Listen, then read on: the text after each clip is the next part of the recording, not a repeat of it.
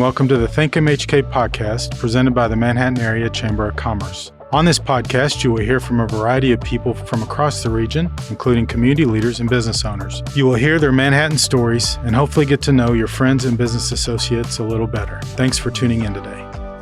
Our guest on today's Think MHK podcast is a return visitor, although this time she's returning as the boss, our new chair of the Manhattan Area Chamber of Commerce, Stacy Kohlmeier. Hey, Stacy. Hi, Jason. So as a reminder for those who might not have heard you the first time, why don't you talk a little bit about yourself and how you ended up in Manhattan and what do you do?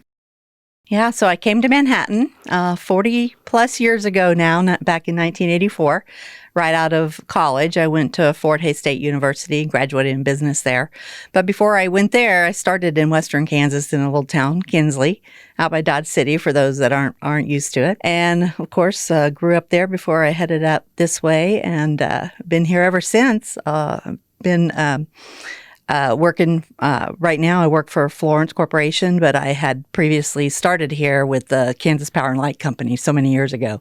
Went through a lot of different names during the utility years. Yeah, I know when we had our annual meeting recently, you showed pictures of kind of the era when you got here. You've seen a lot of changes in the community since you got here. Gosh, it is amazing to think back over the years. Yes. It's been a great place. So you are the second board chair who actually at one point was an employee of the chamber. So you, after you were at the utility company, you came to work for the chamber in economic development and actually worked to help bring Florence to the community.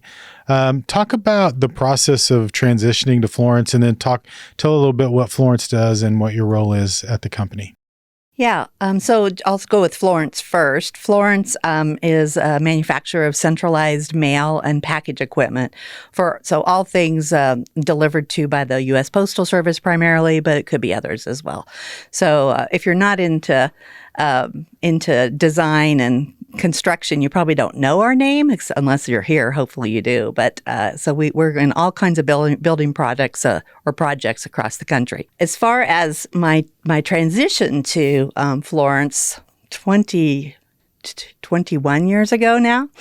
Yeah, because you just celebrated your 20th anniversary last year. That is right. We got to go out and celebrate with you guys. I mentioned I started in utility business, and I was in utilities for about 17 years. And then I decided to leave that industry. And after a few months, I joined the Chamber in Economic Development, as you mentioned. And not too long after that was when we met Florence because the State Department of Commerce brought them to Manhattan as they were looking to move from the Chicago area. So it was quick. It was a lot of learning very quickly. And so I got to know all of the folks that worked for Florence. And of course, we were working with the city very closely in developing everything that you need to when a company like that comes. So after about a year, because they chose to build versus buy or, an existing building here. So I worked with them a lot through that process. It's a very large project. And after a year and getting into the facility, they asked me to join them. And Florence was the first tenant of our business park, Westside Business Park, which are Airport Business Park, however you want to look at it. And so now you have other neighbors out there and it's getting more developed and that's exciting. So you're on today though because of your new role. Not say new, it's been several months, but your role as the chair of the chamber. So what's your first few months on the job been like? Well, Jason, you've prepared us well. The first few months have been very good, really. I mean, as we've talked about previously, I believe it's a 5-year commitment when you join the executive board, and the first 3 years, because your 4th year is when you're chair, you work with all of the committees over the time, so you learn a lot about how the chamber organization works in general, and then how all of the various business leaders are involved with it and so on. So really, I felt very prepared for the beginning of this year, but it's busy, as you well know. So I just want to help support, the staff and the projects and everything going on. So as you know, last year, one of our big projects was the growth strategy. So what are some of the implications of that strategy and what were some of the findings and what's the process for implementing that? First of all, I would just tell folks who might be listening, if they're not familiar with the growth strategy, to go to growmhk.com. And there's a great amount of detail there. It's a very nice website, which was put together to help inform everybody who's involved and cares about growing the community. That's a great place to go. We also had Matt Tarleton on last year, so you could go back, and if you haven't heard that podcast, go back and listen to Matt Tarleton, who was our consultant in helping us put that together. Yeah, that's great. The one I would say before I get into where we go, it was a very careful, thoughtful, data-based approach to preparing that plan. And I wasn't involved in that, so I'll just say that as a disclaimer. But the people that were involved, of course, Jason, you and Darren and others at the chamber, but also a number of business leaders and our partners at the city and all the stakeholders that really are involved in economic development, trying to make the community bigger and better, were involved in that. And I thought that the plan that was prepared by the group, and Matt Tarleton, as you mentioned, was very talented consultant that was involved in that, was great, and it put together nothing trendy, right? This is a 3-year plan that has a lot of great recommendations in it that are going to be long lasting. While we want to move quickly, it is important to note that the things and the changes that we would put into place, perhaps in some of our development processes, in looking at ourselves from the outside as a site selector, as a company like Florence might want to look at us too, looking at ourselves that way. All the things that we're contemplating in that plan and implementing the plan are going to have long-lasting benefits. And so I'm very excited to be involved in it now in the role that I am in.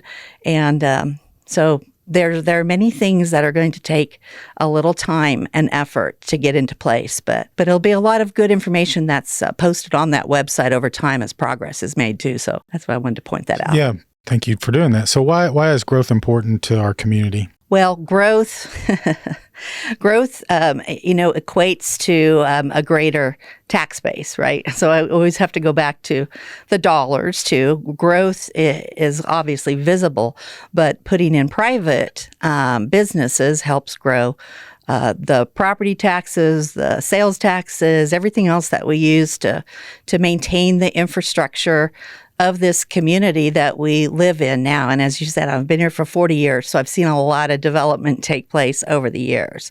If you don't grow, then it costs everybody more and prices go up. And prices in the way of more taxes and so on. So everybody wants to have lower taxes of their own, but they also want to see progress and a lot of things put into place that people want.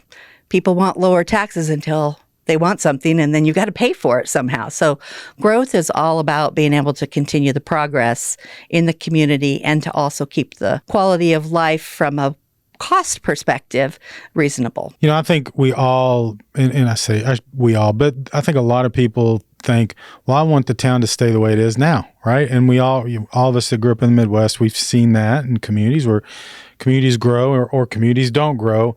Very seldom do you see communities that are able to maintain exactly the way they are, right? That's You're right. either growing or you're doing the reverse. You're and the sliding. reverse is what has created reasons why you and I left Western Kansas and Western Oklahoma, right? The job availability in those areas aren't the same. And so we have to be very thoughtful to make sure that we're growing enough to maintain our quality of life. And that's at the end of the day what this is about. We all are used to a certain quality of life in Manhattan, Kansas, and we have to grow a certain degree to make sure that we can maintain that going forward.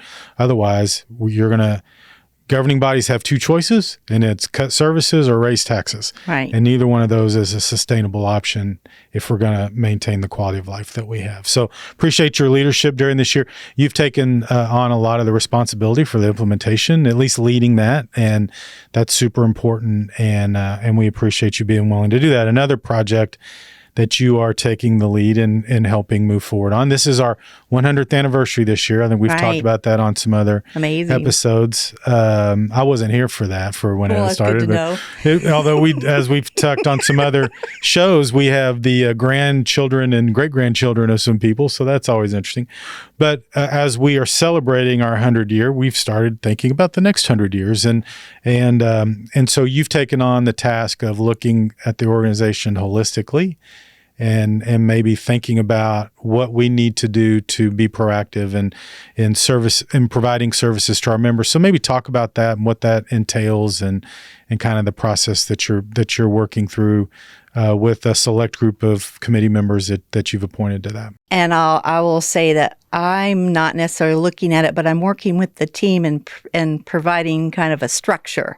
I think a couple of years ago when you had me on here, you asked me then what did I think my priorities would be, or if I had any ideas. And I said, oh my gosh, it's 2 years, 3 years down the road. I have no idea.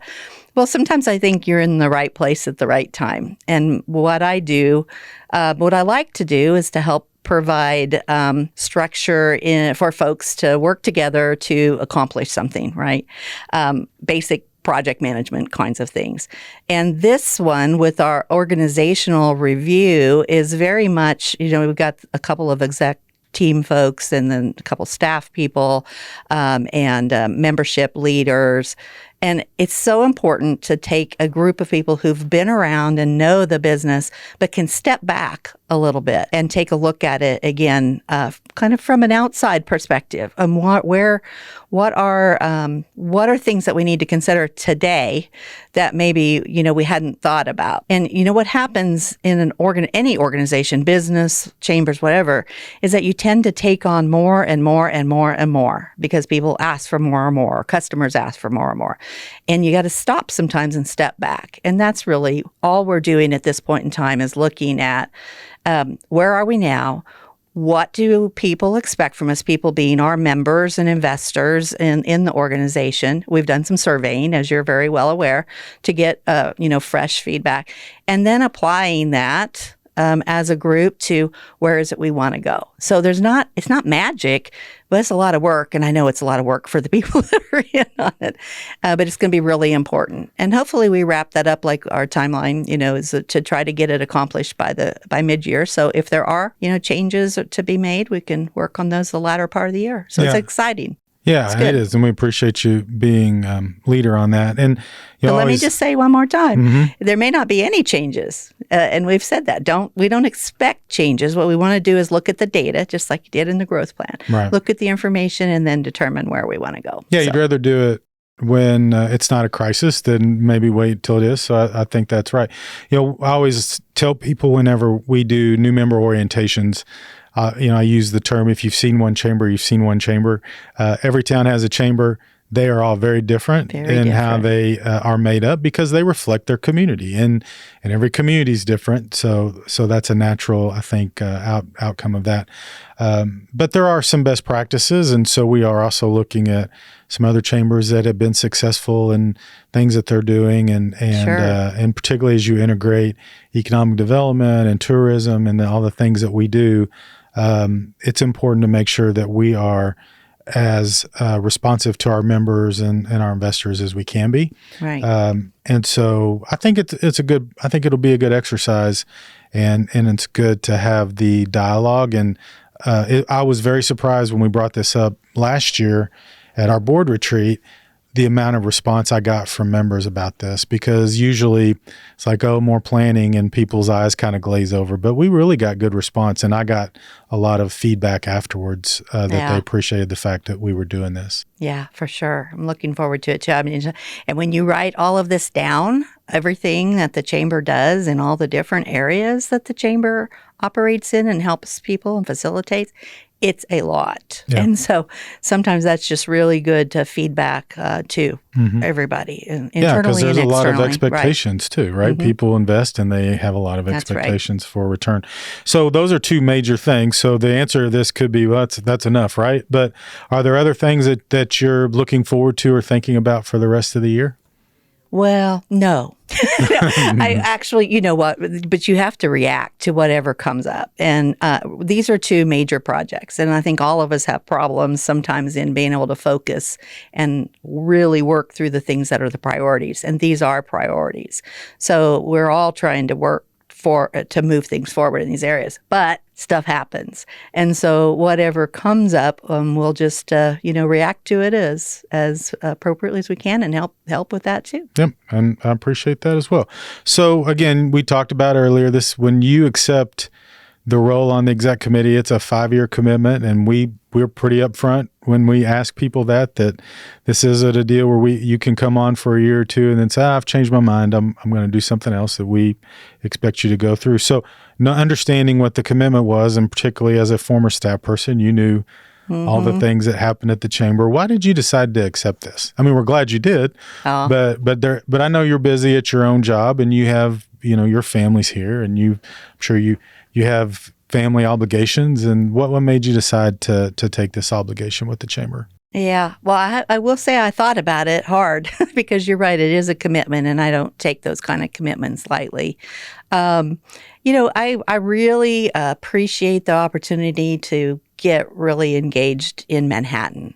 My work takes me outside of Manhattan a lot, just the people I work with, the industry, where we go, and just the whole thing. And not that I don't focus on Manhattan at all, but this position really makes you really embed yourself in all the different things. And I love Manhattan. I love the community. There's great people. I love the direction we go, the culture.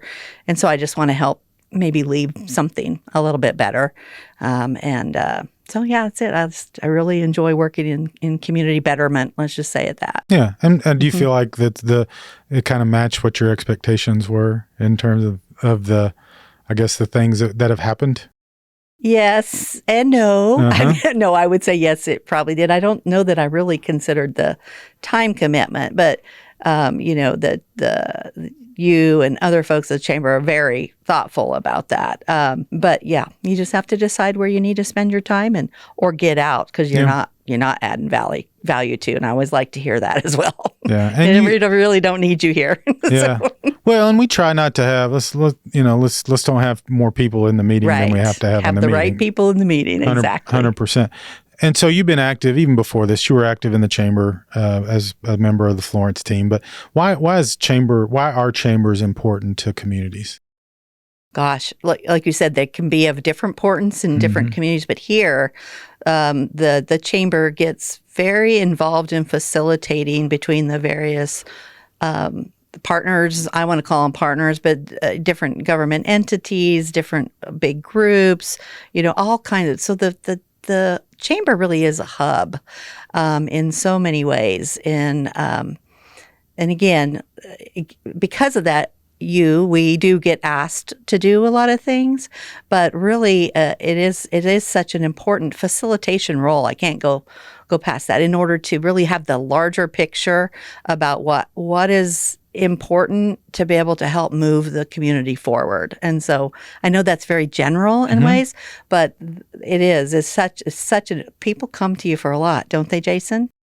Us, right? They come to us for a lot, for sure. Yeah. Yes, they do. So yeah, I just think it's such an important I want to say third party, because you think you got multiple parties and it's kind of, I don't want to say a consulting role, but a little bit there is a consulting role to the chamber, because the chamber is able to try to look at all of the different variables and parties and so on that are needing to come to the table to get something done. I mean, and that I want to say outside of perspective, it allows that to happen, because there's not a chamber agenda so much as it's an agenda to get things accomplished that need to be done. Does that make sense? Yeah, well, a little bit. And I think one of the things that it's kind of reminded me of maybe some changes that you've seen in your time on exec committee, because we've had such a transition in leadership in this community over the last 5 years.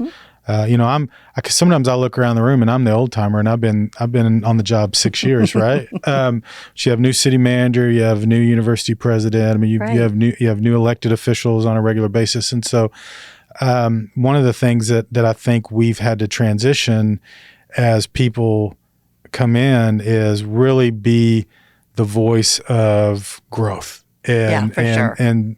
And so while yes, historically we've been a community organization and we continue to view ourselves as a pro-community organization, we have had to be a lot more vocal on growth initiatives like housing. I mean, for years and years, we weren't necessarily super engaged in housing developments, but that has become a challenge. Childcare is another one. We've never really been super engaged in childcare, but that was raised as an issue from our employers who said, we can't grow if we can't figure out how to take care of this childcare situation. So it's really caused us to have to be leaders in some areas that in the past where we haven't. And I think it's just because you've had the transition in leadership.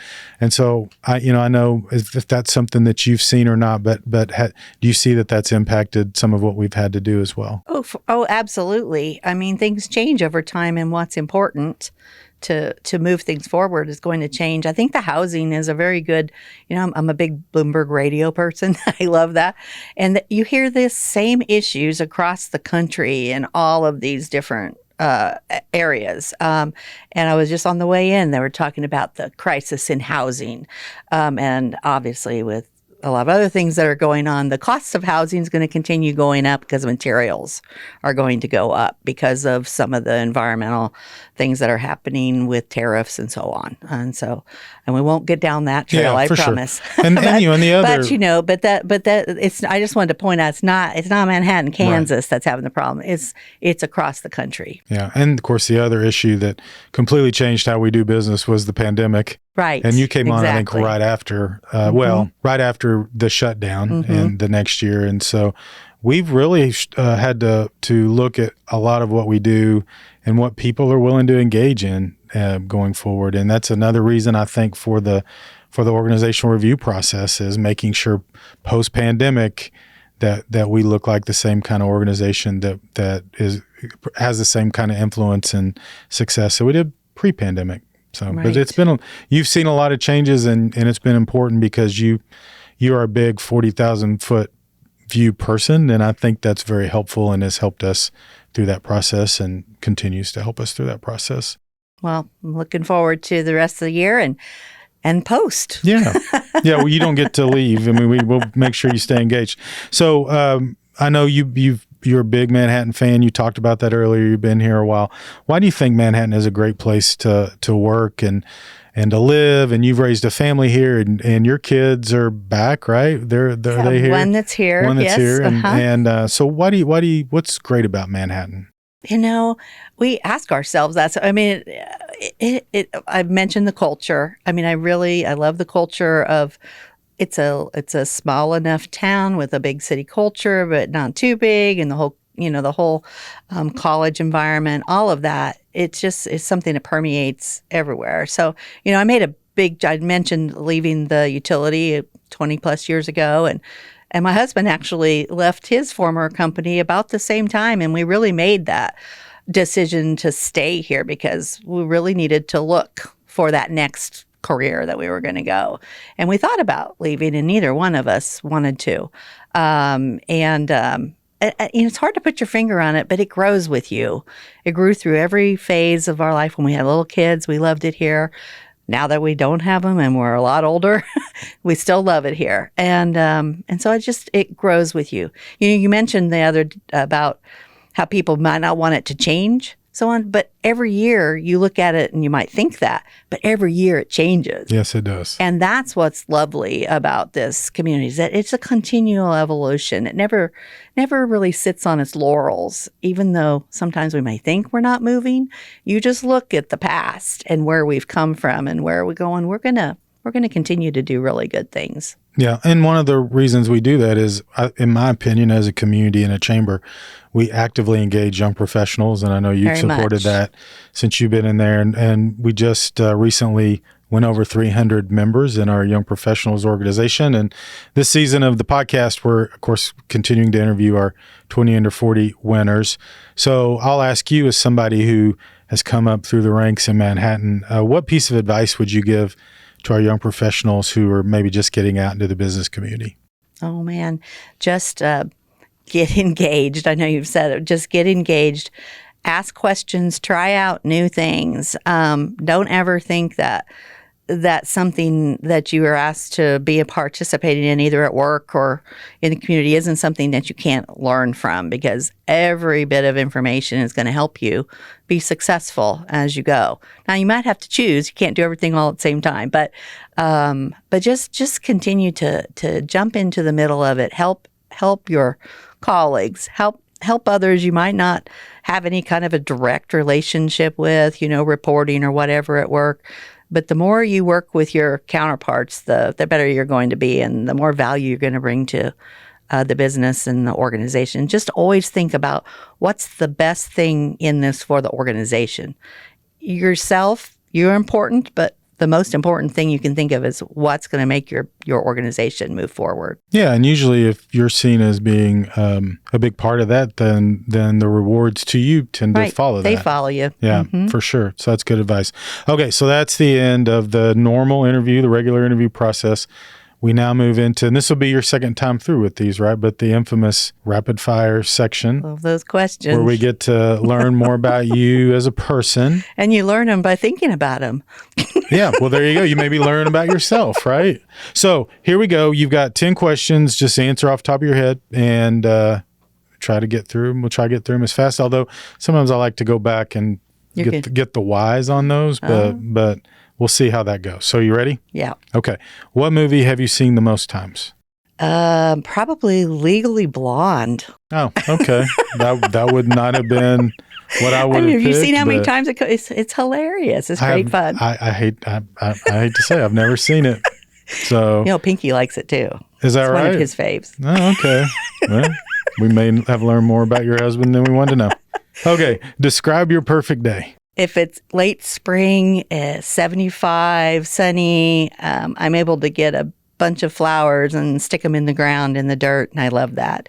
And then I love to take a nap on the porch after a couple of beers. It's great.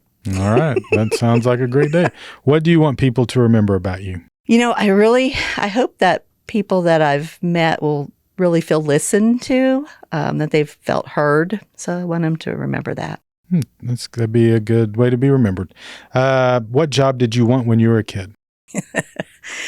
Well, I raised horses. I had a horse. I really wanted to be a jockey.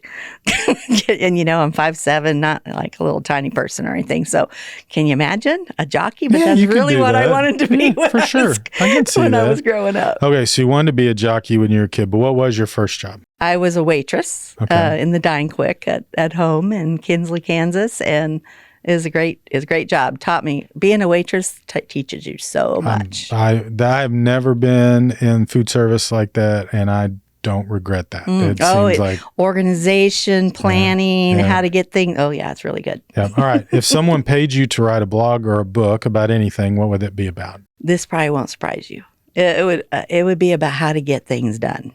Planning, organization, that kind of thing. Yeah. How taking problems to solve can lead you to the right answer. Yeah, so you could definitely do that.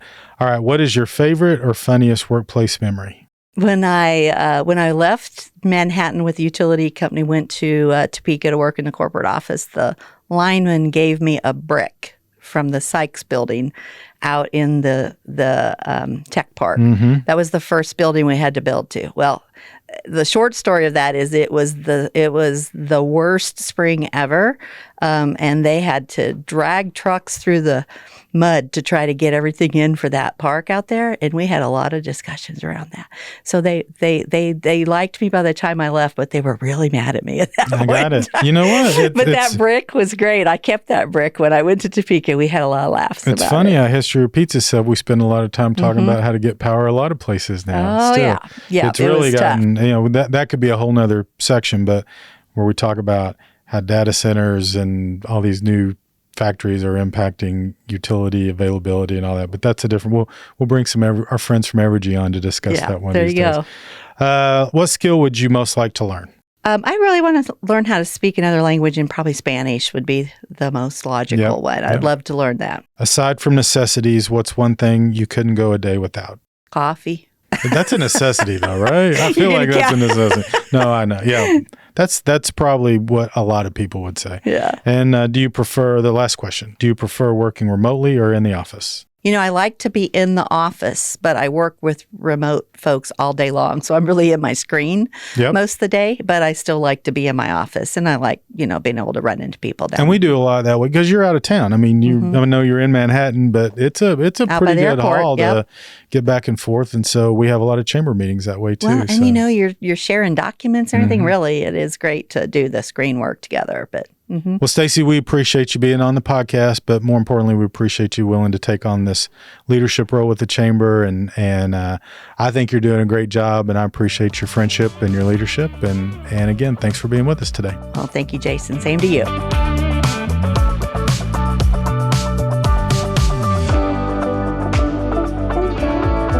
Thanks for listening to this episode of Think MHK, a podcast produced by the Manhattan Area Chamber of Commerce. If you enjoyed the Think MHK podcast, we'd love for you to subscribe and share it out on your social media channels. Feel free to reach out to us on Facebook, Twitter, or Instagram at the Manhattan Area Chamber of Commerce.